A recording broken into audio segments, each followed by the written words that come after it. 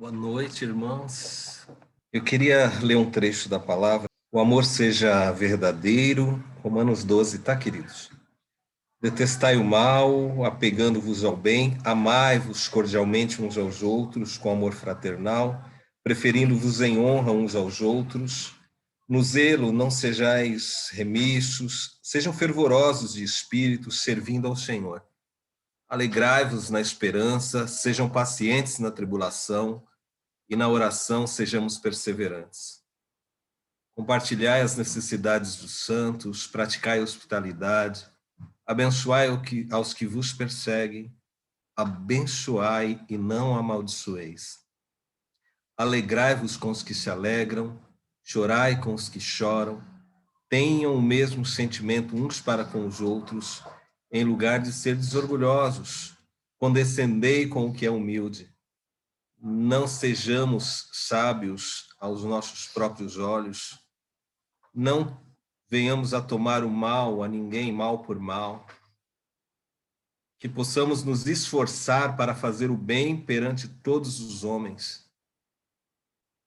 No que depender de vós, tende paz com todos os homens. Eu tenho lido um texto de um livro, que eu até coloquei um vídeo, acho que para alguns irmãos, do Miroslav Volf, que chama Exclusão e Abraço. E eu já gostava dele pelo outro livro dele, O Fim da Memória. Eu acho muito precioso. E esse texto de Romanos, que fala da maneira como nós nos relacionamos com o nosso semelhante, é muito valioso. E tem um destaque aqui do texto do Miroslav que eu queria ler também.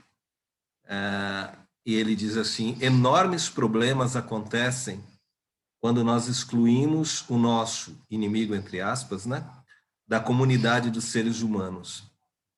E quando excluímos a nós mesmos da comunidade dos pecadores. Quando esquecemos que não somos as pessoas perfeitas e boas, somos também as imperfeitas. Quando nos lembramos disso, o nosso ódio não nos mata e nem nos absorve. E, de fato, podemos sair por aí e trabalhar em busca de justiça. E eu queria acrescentar, em busca de paz. No que depender de vós, tende paz para com todos.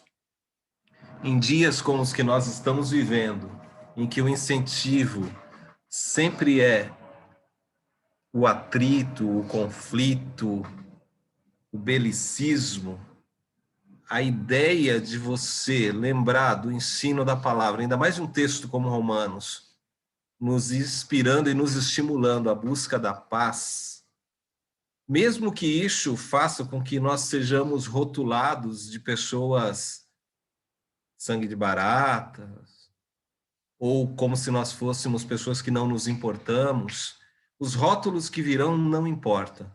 Importa que a gente consiga seguir aquilo que a palavra diz. No que depender de vós, busque a paz, busque a paz, busque a paz. E eu acho muito valioso, e mencionei o Miroslav, entre aspas, na palavra inimigo, que ele nem coloca entre aspas, porque a gente já conversou tanto sobre a ideia de que nós não temos mais inimigo entre os homens. E nós não temos tempo, como diz aquela linda canção, para perder com ressentimento. Nós estamos vivendo dias em que buscar a paz, não só para nós, mas para aqueles que estão em conflito, é fundamental e é uma ação do reino de Deus. Se tem algo que nós deveríamos gastar tempo na nossa peregrinação é buscando viver relacionamentos como esse que Paulo descreve em Romanos. Amando, amando, amando, cuidando, preferindo-nos em honra uns aos outros, buscando, sempre que possível, a paz, para que Cristo seja honrado e glorificado nisso. Uma das maneiras que o mundo tem de enxergar Jesus em nós é a nossa reação diante da violência, é a nossa resposta diante da provocação, é o nosso comportamento diferente diante de algo esperado quando de alguma maneira a sociedade inteira lê e diz: agora ela vai perder o controle, agora ele vai perder o controle, agora isso vai acabar com a paz, a vida e tudo mais. E você lembra de Cristo, e lembra que está diante do teu semelhante, e aí, como diz a palavra, em vez de amaldiçoá-lo, você o abençoa. Somos chamados para abençoar. Em Cristo, passando por Abraão, somos chamados como abençoadores. Abrir os nossos lábios todos os dias, todas as manhãs, todas as horas, para abençoar, não só gera movimento em direção ao nosso semelhante, mas transforma o nosso coração, porque daí brotam os rios de água viva de Deus de dentro de nós. Então, que Deus nos abençoe, que Deus encontre em nós representantes do Príncipe da Paz, que Deus encontre em nós pacificadores, que Deus encontre em nós pessoas que buscam viver dentro da verdade, que buscam viver no Espírito essa realidade espiritual. Queria orar com você e queria que, de alguma maneira, essa palavra fosse uma palavra de louvor para nós. A oportunidade que nós temos de viver em paz, mesmo no meio da guerra. Vamos orar, feche os teus olhos, aproveite esse tempo,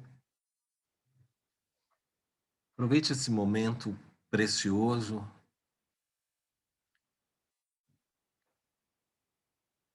Às vezes a gente, mesmo em confinamento, a gente para tão pouco para meditar, para experimentar do silêncio e da memória e da voz de Deus, da voz do seu Espírito. Que haja paz. Se o teu coração está em guerra, que haja paz. Se a sua mente é uma batalha só, que haja paz. Se o teu dia a dia tem sido muito complicado, que haja paz.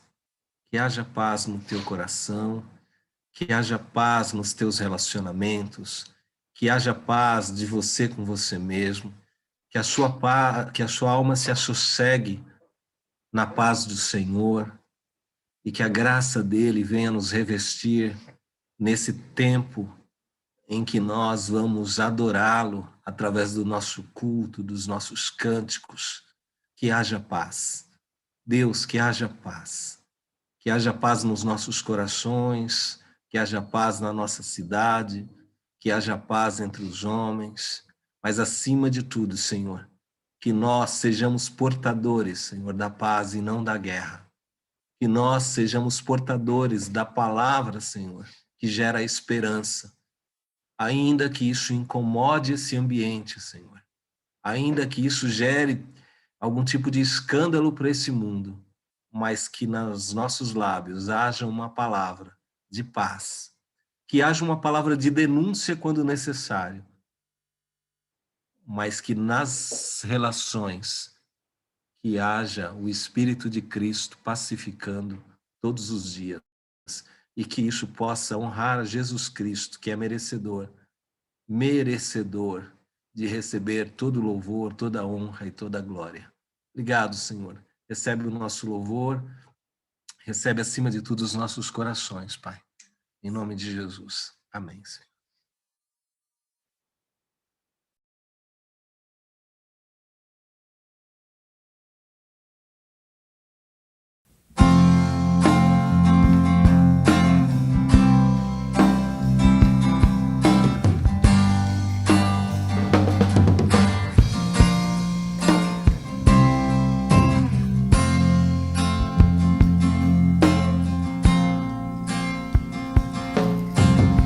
Este é o meu desejo, honrar a Ti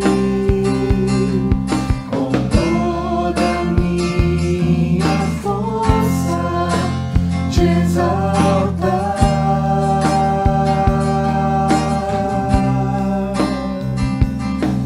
por tudo que possuo. Te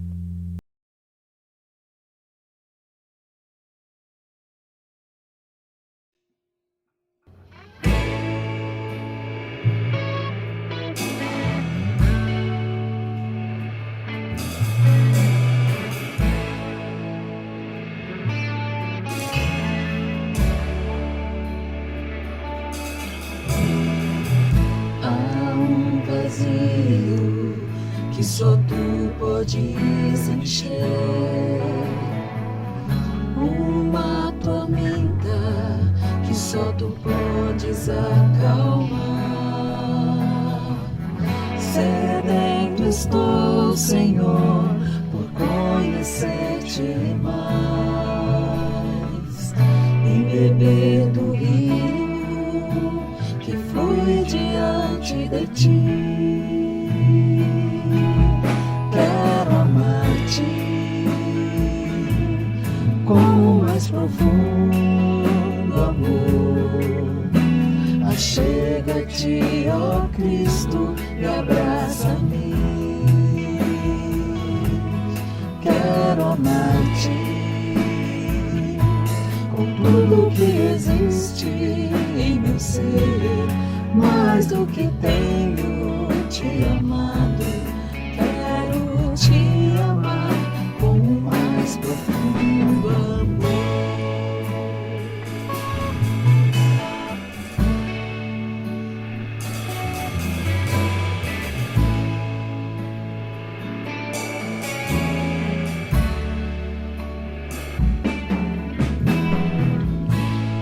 Cada dia, Senhor, te buscarei. Por tua graça, teu Espírito terei. Em ti tenho encontrado a paz pro meu viver. Na tua presença, pra sempre quero estar. Quero amar-te com o mais profundo amor. Achega-te, ó Cristo, e abraça-me. Quero amar-te com tudo que existe em meu ser, mais do que tenho te amado. Quero te amar com o mais profundo amor. Quero amar-te com o mais profundo amor. Achega-te, ó Cristo, e abraça-me. Quero amar-te com tudo que existe em meu ser, mais do que tenho te amado. Quero te amar com o mais profundo amor.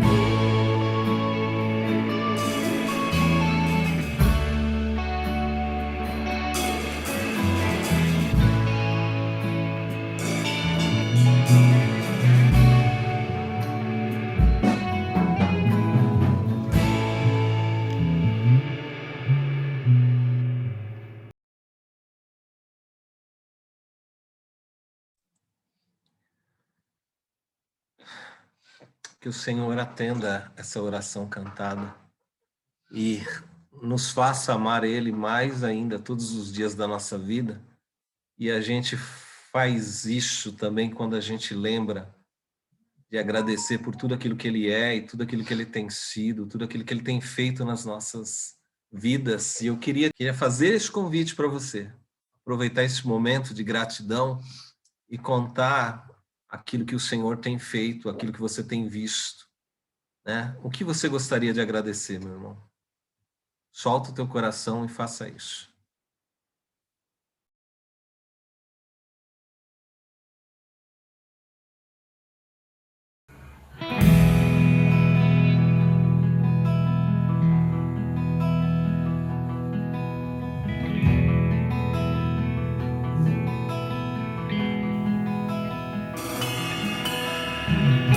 No início eras a palavra, o com Deus o Altíssimo.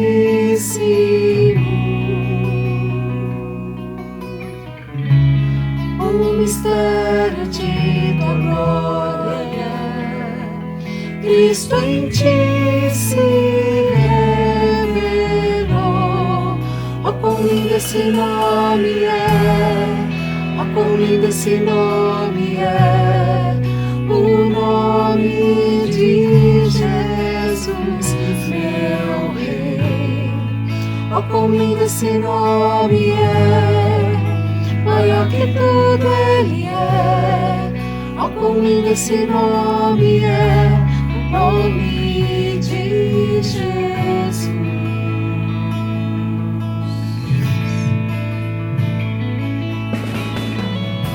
Deixou o céu para buscar-nos, veio para nos resgatar. Amor maior que o meu pecado, nada vai nos separar. Oh, quão maravilhoso é! Oh, quão maravilhoso é o nome de Jesus, meu Rei. Oh, quão maravilhoso é, maior que tudo Ele é. Oh, quão maravilhoso é o nome de Jesus. Oh, quão maravilhoso é o nome de Jesus.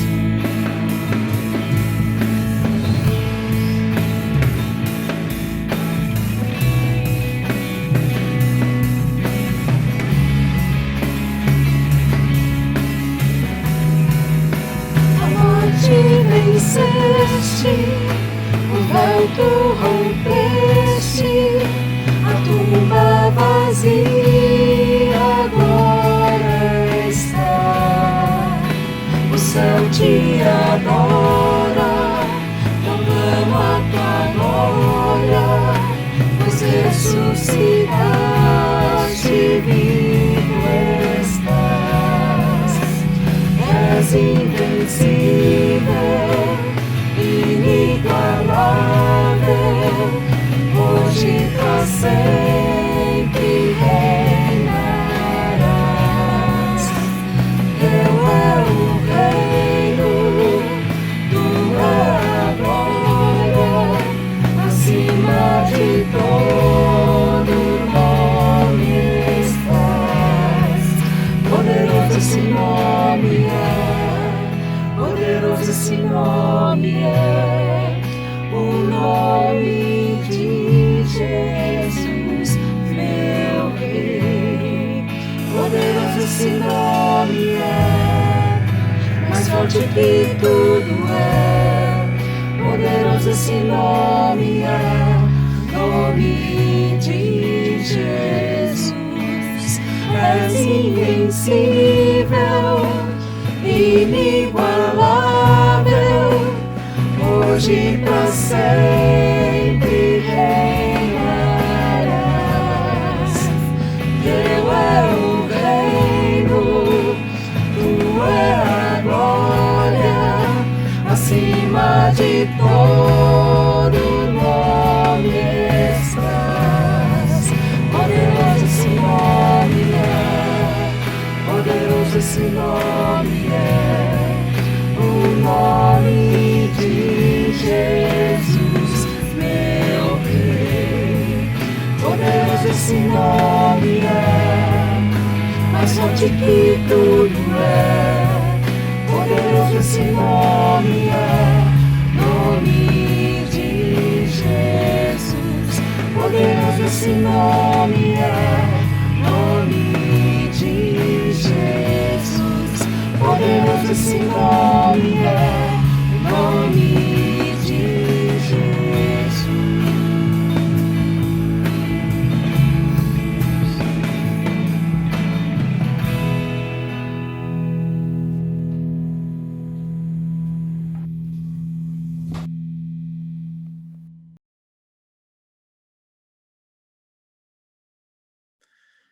Quero começar orando.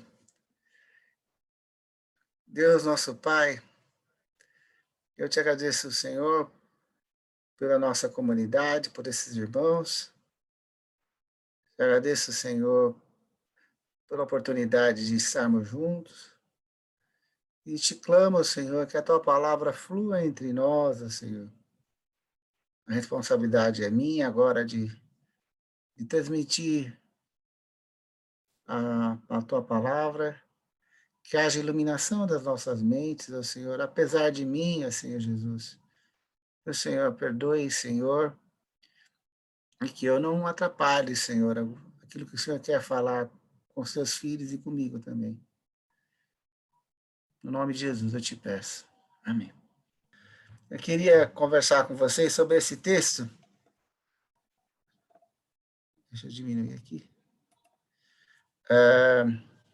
Está lá em Lucas, no capítulo 7, e ele relata essa situação quando João Batista já estava preso, né?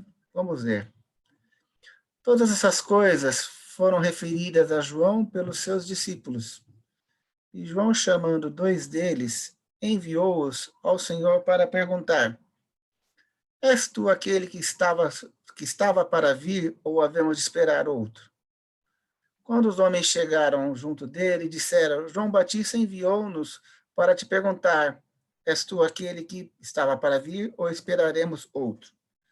Naquela mesma hora, Jesus curou muitos de moléstias, de flagelos, de espíritos malignos, e deu vista a muitos cegos. Então Jesus lhes disse: Ide e anunciai a João o que vistes e ouvistes. Os cegos vêm, os coxos andam, os leprosos são purificados, os surdos ouvem, os mortos são ressuscitados, e aos pobres anuncia-se-lhes o evangelho. E bem-aventurado é aquele que não achar em mim motivo de tropeço. Queria continuar? Tendo-se retirado, os mensageiros, passou Jesus a dizer ao povo a respeito de João: Que saístes a ver no deserto?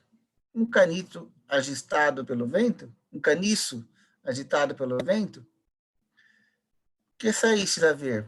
Um homem vestido de roupas finas? Os que se vestem bem e vivem no luxo assistem nos palácios dos reis. Sim, que saístes a ver? Um profeta? Sim, eu vos digo, e muito mais que profeta. Este é aquele de quem está escrito: Eis, aí envio diante da tua face o meu mensageiro, o qual o preparará o teu caminho diante de ti. E eu vos digo, entre os nascidos de mulher, ninguém é maior do que João, mas o menor no reino de Deus é maior do que ele. Todo o povo que o ouviu, e até os publicanos, reconheceram a justiça de Deus, tendo sido batizados com o batismo de João. Mas os fariseus e os intérpretes da lei rejeitaram, quanto a si mesmo, o desígnio de Deus, não tendo sido batizados por ele. Aqui, pois, compararei os homens da presente geração. E aqui são eles semelhantes.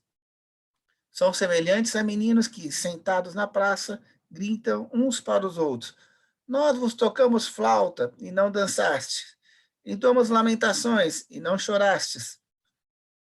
Pois veio João Batista, não comendo pão, nem bebendo vinho, e dizeis: tem demônio. Veio o Filho do Homem, comendo e bebendo, e dizeis: eis aí um glutão e bebedor de vinho, amigo de publicanos e pecadores.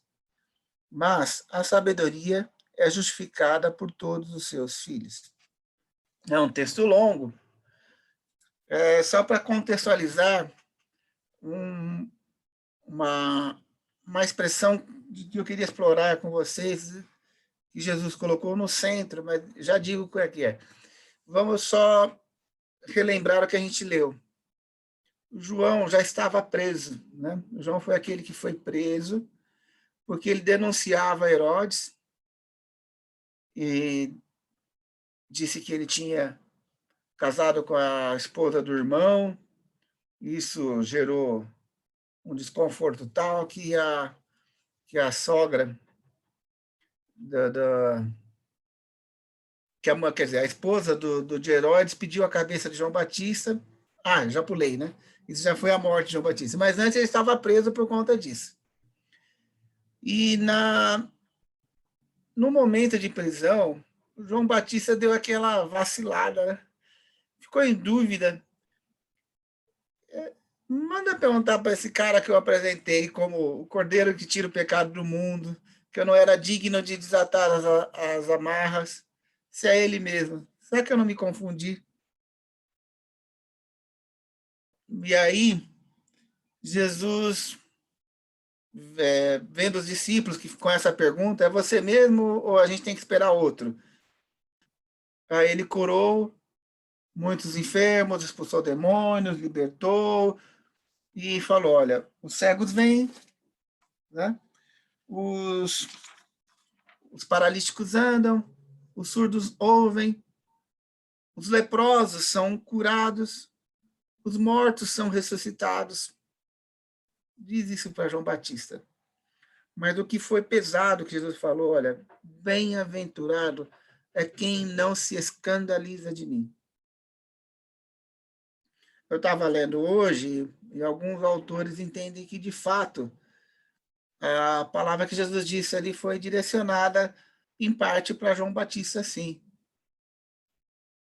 Incrível, né, que Jesus tenha que fazer essa repreensão para João Batista, no sentido de que João Batista estava se escandalizando do próprio Jesus. Me gerou uma curiosidade, mas o que deu na cabeça de João Batista para ele chegar nessa situação? Eu não tenho conhecimento suficiente para explicar o porquê que João Batista chegou nessa situação. A gente tem algumas... Eu já ouvi alguns comentários que João Batista perdeu o prumo da história, perdeu o tempo. A função de João Batista era passar o bastão para Jesus. Quando Jesus começou o ministério dele, João Batista tinha que ter acabado o ministério dele, porque ele é aquele que ia preparar o caminho do Senhor. E o fato é que João Batista continuou com o ministério, continuou batizando, e Jesus, tudo bem, os discípulos de Jesus que vieram começaram a reclamar, falaram, não tem problema, deixa ele batizar, tal, tudo bem, os discípulos de João podem batizar, mas o fato é que parece, né, uma das interpretações é que João Batista se excedeu. Né? Não sei ainda se ele se excedeu até nas denúncias, não sei se era ministério dele o denunciar, como ele continuou. Mas o fato é que o que é triste é o estado daquela pessoa que Jesus em seguida descreve como o maior entre os profetas. O texto fala que Jesus não teve, entre os nascidos de mulher, não teve ninguém comparável a João Batista em relação a esse privilégio. E Jesus fala para ele, olha, mas olha, contudo, sabe o que é? Sabe quem é feliz e abençoado? É quem não se escandaliza de mim. Felizes aqueles, abençoados, bem-aventurados são aqueles que não se escandalizam em mim ou por minha causa. Eu não sei exatamente, como eu te falei, o que está na cabeça de João Batista, mas eu me coloquei no texto o que poderia ser causa de escândalo. De repente, né, Jesus, a gente vê uma coisa incrível como o fato de Jesus curar paralíticos, curar leprosos. Isso a gente vê só o lado positivo disso, mas a gente não vê que para que Jesus tivesse que curar paralíticos, ele tinha que estar com eles. Para que Jesus curasse leprosos, ele teria que estar com leprosos. Teria que estar com cegos, com gente morta, com pobres. Talvez, quem sabe, não é este um dos motivos que Jesus escandalizava. Para Jesus realizar os seus milagres, eles têm que estar no meio de quem tem a necessidade. Eu gosto da metáfora viva que é o Carlinhos Queiroz para a gente, quando ele fala assim, nas suas peregrinações, o evangelho está em movimento. Enquanto eu estou fechado no meu círculo de amizades, estou fechado em 4 paredes, só com pessoas bem resolvidas, com pessoas saudáveis, o evangelho não está sendo ampliado, não está chegando a outras pessoas. Jesus foi acusado pelos fariseus, né? No final do texto a gente vê de de comer com os publicanos. Os publicanos eram aqueles que já tinham abandonado a sua própria cultura judaica, abriram mão e falaram, não, eu vou curtir a vida. Eles eram como as pessoas seculares de hoje. Abriram mão da religião. Os pecadores, os textos falam dos pecadores, não necessariamente são pessoas que também, mas não necessariamente pessoas com currículo, com a ficha muito suja, não. Simples pecador era todo aquele que não seguia a prática religiosa também. E Jesus era esse que andava com essas pessoas. Jesus não se privou de estar com pessoas que estariam à margem da sociedade. Então, no texto também, a gente vê algumas situações, o próprio Jesus fala assim, olha, o que vocês foram ver lá no deserto? Falando exatamente de João Batista. Um caniço frágil. O profeta, e agora Jesus falando do profeta, o profeta não está no palácio, né? Ele foi ver gente com roupas, vestes finas.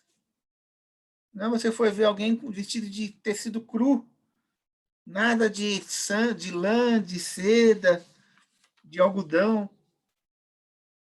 Uma pessoa que se vestia com uma roupa mais desconfortável, né? Hoje a gente adora, a gente tem a possibilidade de comprar, né? Até o lençolzinho, assim, com não sei quantos fios, né? Quanto mais fio, melhor, mais gostoso, toque. Nós estamos em outra era, outra situação. Mas Jesus está falando o que é a vida do profeta.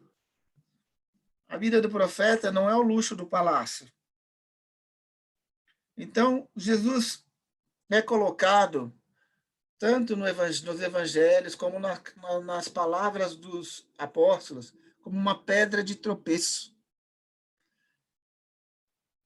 O evangelho teria que chegar ao mundo e Jesus, ao mesmo tempo que era boa notícia, era um tropeço. Ele quase que era uma decepção para os anseios das pessoas. Não é à toa que ele veio para que eram seus, mas os seus não o receberam. Existe aí houve um choque de expectativa, de decepção em relação à expectativa a respeito de Jesus. Jesus, se a gente for ver no capítulo de João 7, nem os irmãos dele o respeitavam. Eu já conversei com vocês sobre isso no capítulo João 7. Os irmãos ficavam bravos com Jesus, porque Jesus falava, porque você não vai lá fazer os milagres lá no meio da multidão? Você está fazendo o que aqui? Tempo de festa? Vai lá. Usa o tom que você tem aí para alguma coisa, não está valendo de nada isso. Essa tua história de ser, essa tua discrição, essa singeleza tua aí não gera nada para a gente continua aqui na pobreza. A gente não tem benefício nenhum com os teus dons. Em Mateus 13:57 também, a gente viu que um dos impeditivos para que a comunidade da Galileia, algumas comunidades aceitassem Jesus, é que conheciam. Mas não é o filho do José? Da Maria? Irmão do Tiago? Do Simão? Do Judas? Eu imagino que a família de Jesus não era perfeita. né? Ele era perfeito, mas a família não. Além do que, era uma família humilde, de Nazaré, sem proeminência. E as pessoas deixavam de crer em Jesus. Tropeçavam na sua origem humilde, na sua história, na sua verdadeira humanidade. Ainda em João 7, fala assim, mas esse cara não estudou em lugar nenhum. Como, de onde vem essa sabedoria dele? Por que colocaram em dúvida? Ele não participou, não estudou com nenhum rabino aqui. Não tem diploma. Não foi formado nas melhores universidades. Jesus era pedra de tropeço. E o próprio Paulo, lá em 1 Coríntios, fala assim, olha, Jesus não forneceu o sinal que os judeus queriam e nem a sabedoria que os gregos queriam. Por isso, ele é loucura para os gregos e escândalo para os judeus. Hoje, a gente imagina Jesus como uma unanimidade, né, muito fácil de aceitar, mas a Bíblia o apresenta como a pedra de tropeço. Tem um probleminha para chegar em Deus. Você esbarra em Jesus. Né? Para Paulo coloca em 1 Coríntios, é um dos maiores escândalos que ele foi crucificado. Isso já na pregação do Evangelho, né? Jesus é aquele que ainda, com todo esse histórico, ainda é uma pessoa que morreu, que não conseguiu deter guardas, que não conseguiu deter o poder de Roma. Como disse um dos soldados, né, se você é verdadeiramente o Filho de Deus, desce aí da cruz. E Jesus resolveu não descer da cruz. E Jesus está dizendo, bem-aventurado é aquele que não se escandaliza de mim, em mim, por causa de mim. A rejeição de João Batista também foi a rejeição ao conselho de Deus. Em Lucas 7,30 fala que todo mundo se batizou, mas os fariseus não. Os fariseus não aceitaram. Né? Deixa eu ver se eu acho o verso 30 aqui. Eles rejeitaram o conselho de Deus quanto a si mesmo, não tendo sido batizados por João Batista. Se escandalizaram nesse João Batista aí, essa figura frágil do deserto, essa figura que não vestia vestes, nem as vestes sacerdotais, nem as vestes reais. Aliás, Jesus também não. O único momento que Jesus usou vestes resplandecentes foram quando eles estavam zombando dele.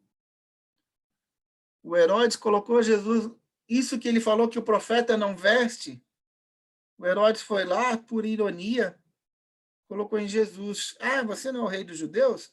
Não foi nem ele que falou isso, né? Mas o texto deixa claro que foi por escarnecendo-se dele, colocou nele uma roupa resplandecente.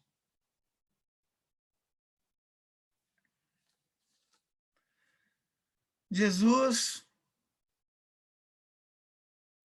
se a gente for olhar de uma forma plena para Jesus, a gente pode olhar para descobrir que ele também decepciona muitas expectativas.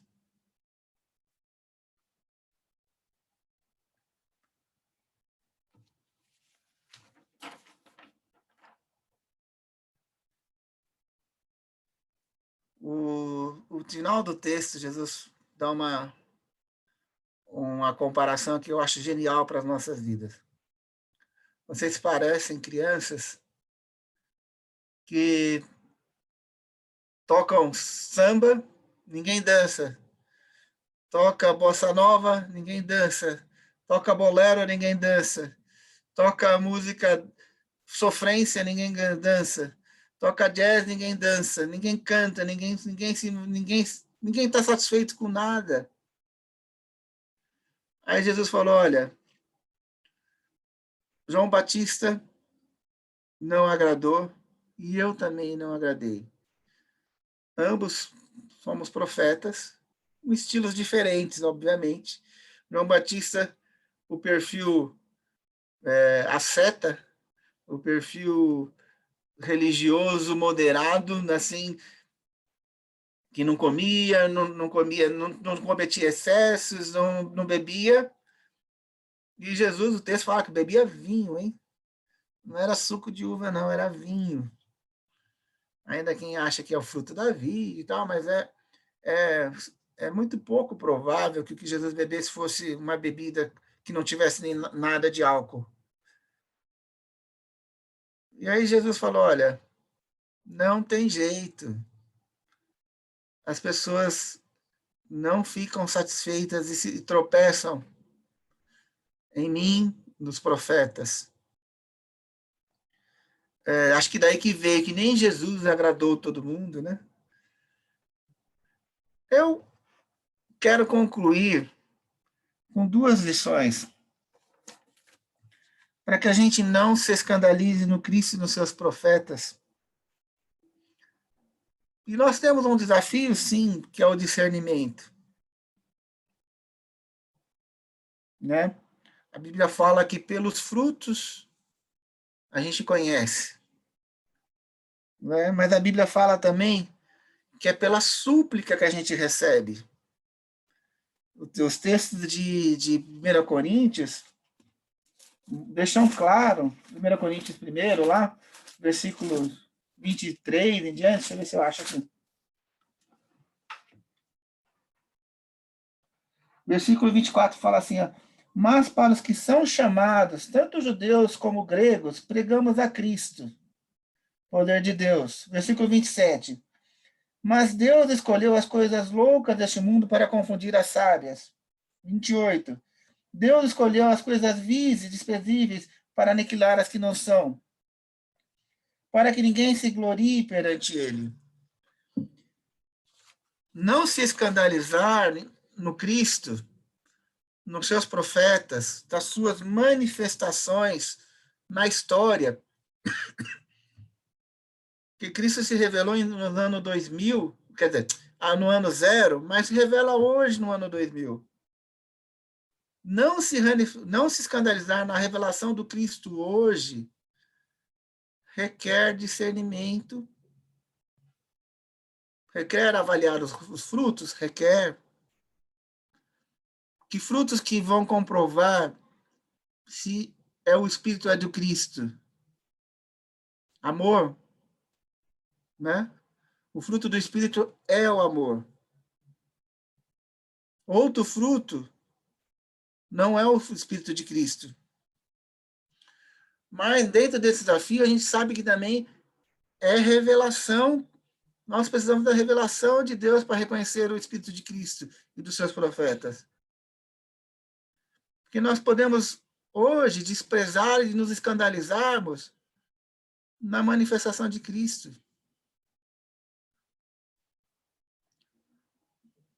Não salvando todas as preferências ideológicas, as visões de economia, de mundo, mas uma das coisas que eu me senti assim afrontado é quando as pessoas, por exemplo, diziam que eu não voto na Marina, ela é muito feia.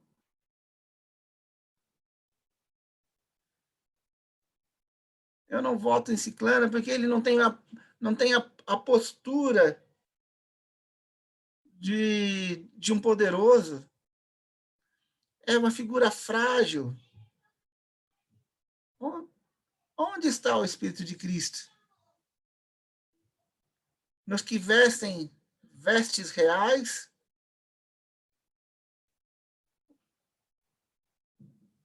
Será que nós não tropeçamos muitas vezes no Espírito de Cristo? Obviamente, só citei o exemplo da Marina para falar do contexto. A gente rejeitar uma pessoa por sua estética, nós estamos ofendendo os valores do Evangelho. Rejeitarmos uma pessoa por causa da sua origem humilde é uma ofensa ao Evangelho. Essa acusação Jesus recebeu. Da Galileia pode vir alguma coisa boa? No nosso contexto, né? Ah, a pessoa fala errado, não pode ser voz de Cristo? Quem disse?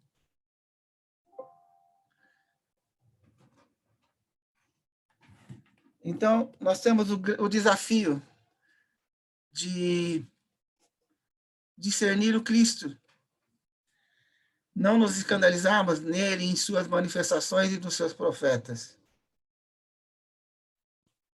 Inclusive aqueles que estão com pecadores, porque o próprio Jesus esteve com pecadores.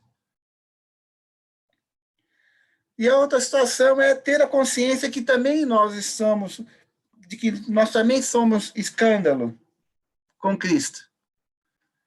E não sofrer por isso, né? Não se incomodar quando as pessoas injustamente falam mal da gente, né? Eu estava perto de uma decisão muito importante, uma época, e eu dou graças a Deus pelo Zé Roberto, pastor Zé Roberto, nosso irmão, porque eu sempre nessa preocupação de agradar todo mundo, mas fulano não está feliz ainda assim com essa situação. Ele falou, olha, não dá para considerar toda a torcida, não. Se a gente ficar olhando a torcida sempre, a gente pode sofrer que nem essas crianças, né? Nada que eu faço agrada. Eu toco flauta, vocês não riem. Eu toco música para vocês chorarem, vocês não lamentam, não choram. Então, eu trago dois cuidados para a gente não se escandalizar nas manifestações de Cristo e que também nós não nos incomodemos, porque enquanto manifestação de Cristo, nós também não vamos agradar e muitos vão se escandalizar em nós.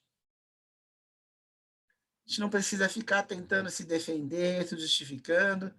Isso eu falo, quem participa comigo das minhas aflições, das orações da manhã, até falando, é bom que você ouça isso mesmo, Wellington, né? Que vira e mexe eu reclamo dos meus ambientes de trabalho, de pessoas que vira e mexe se sentem incomodadas com a minha presença. Normal, né? A gente não vai agradar sempre. E vamos ser pedra de tropeço para alguns, sim, porque muitas vezes nós traímos a expectativa das pessoas. Nós decepcionamos. O que é muito importante é que a gente aprenda a discernir o Cristo. Um Cristo que é crucificado, um Cristo que é de origem de Nazaré, que convive na Galileia, que tem uma família, passou muito tempo provavelmente sem pai. José deve ter morrido muito cedo, antes de Jesus, muito jovem, José deve ter morrido.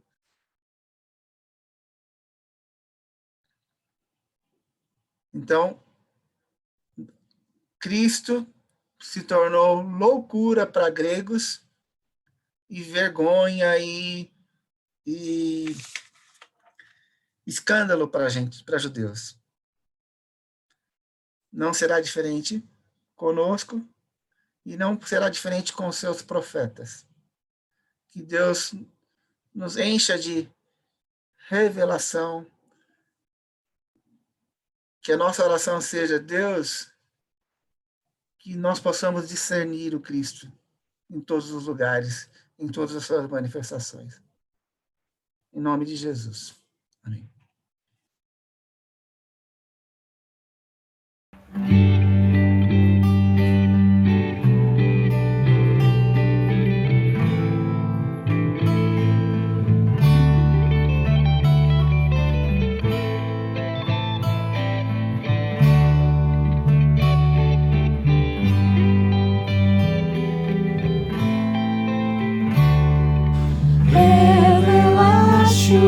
teu amor, Senhor, por nós na cruz, demonstrando-nos eterna compaixão.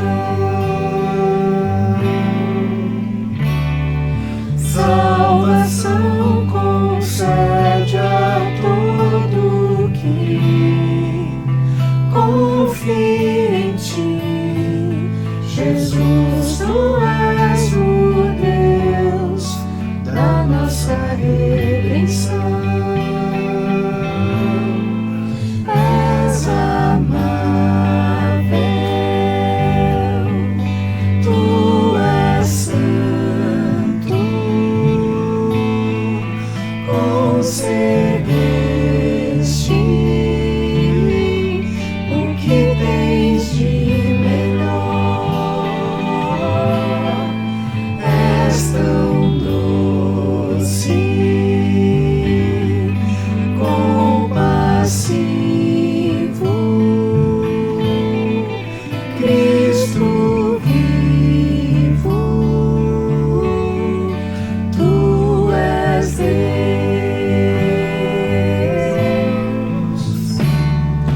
Mestre, autor da vida, vem reinar em mim.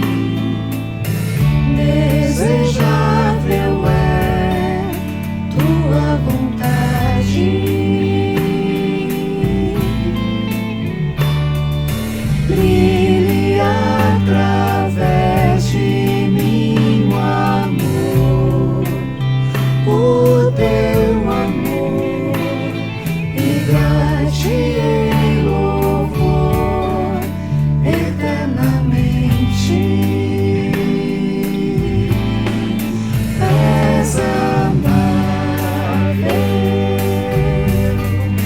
tu és santo, concedeste o que tens de melhor. És tão doce, compassivo,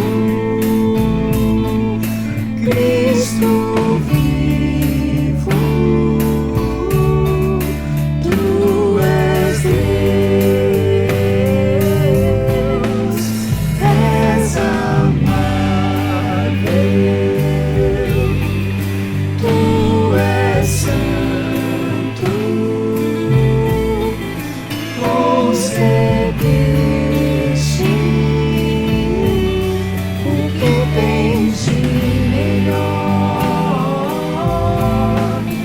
És tão doce, compassivo, Cristo vivo, tu és Deus, tu és Deus, tu és Deus, tu és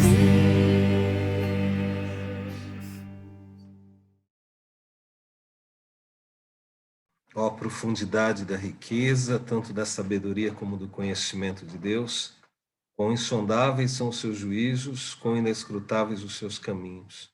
Quem, pois, conheceu a mente do Senhor? Quem foi o seu conselheiro? Quem primeiro lhe deu a ele para que lhe venha a ser restituído? Porque dele, por meio dele, para ele são todas as coisas. A ele, pois, a glória eternamente. Amém. Vamos orar.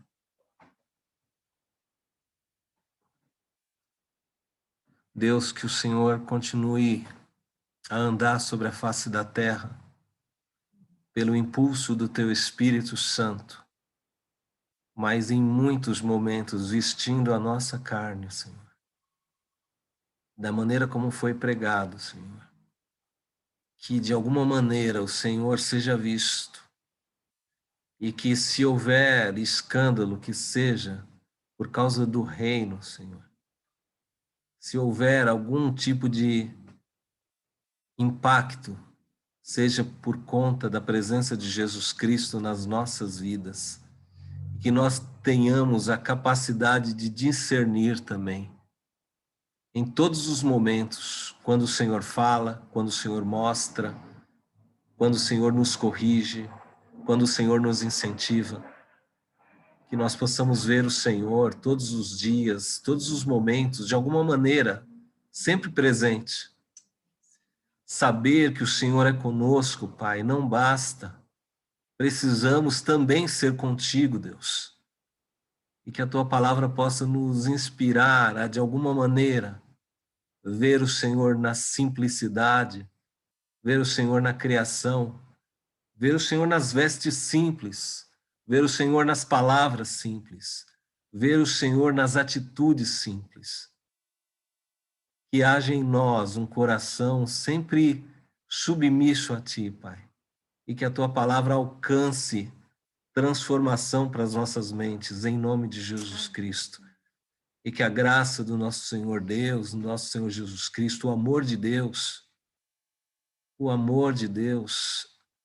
a comunhão e a consolação do Espírito Santo, seja conosco, seja com a tua igreja, a igreja invisível, a igreja que se importa, a igreja que espalha o teu reino, hoje e para todo sempre, e que sejamos testemunhas, Senhor, todos os dias, dentro de casa e fora de casa, para a glória de Jesus Cristo.